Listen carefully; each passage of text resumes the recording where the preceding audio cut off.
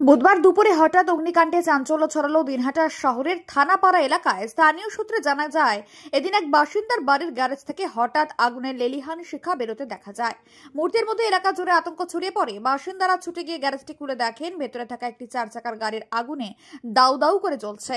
তো প্রথমে বুঝতে পারিনি গ্যারেজের ভিতরে গাড়িটা ছিল, ভেতর থেকে ধোঁয়া আসছে। পরে সবাই মিলে এসে গ্যারেজ খোলা হলো, তারপরে দেখা যায় গাড়িটার থেকে কোনো শর্ট সার্কিট বা ব্যাটারির থেকে আগুন লাগে, সেই ধোঁয়াই এই বাড়ির ভিতরে ছড়িয়ে যায়। তাতে আতঙ্কিত বাড়ির লোক সব উপরে চলে যায়। আমরা পরে দরজা ভেঙে ঢুকে ফায়ার ব্রিগেডও আসে, গাড়ির আগুন নেওয়া হয় এবং ঘরের ভিতরে সেরকম কিছু হয়নি। কি ক্ষয়ক্ষতি হয়েছে? শুধু গাড়িটাই হয়েছে, কারণ দ্রুত সবাই মিলে আগুন নেভানোর চেষ্টা শুরু করেন। খবর পেয়ে কিছুক্ষণের মধ্যেই দমকলের একটি ইঞ্জিন ঘটনাস্থলে পৌঁছে যায়। দমকল কর্মী ও স্থানীয়দের যৌথ প্রচেষ্টায় আগুন নিয়ন্ত্রণে আসে। বড়সড় অগ্নিকাণ্ডের হাত থেকে অল্পের জন্য রক্ষা পায় গোটা এলাকা।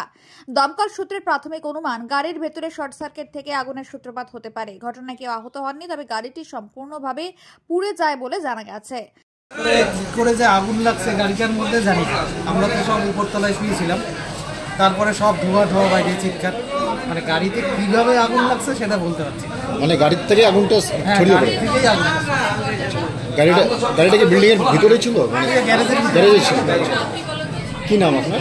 সুভাষ রায়। তবে আমরা জানতে পারছিলাম আপনি চিকিৎসক একজন, এরকমটা জানতে পারছিলাম। আপনি আপাতত কর্মরত কোথাও?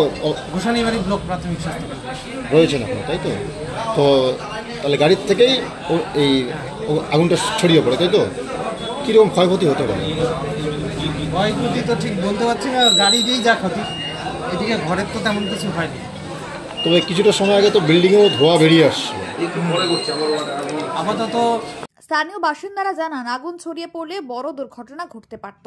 সবাই মিলে দ্রুত ব্যবস্থা নেওয়ায় বিপদ এড়ানো গেছে। দমকল বিভাগ আগুন লাগানোর কারণ খতিয়ে দেখছে।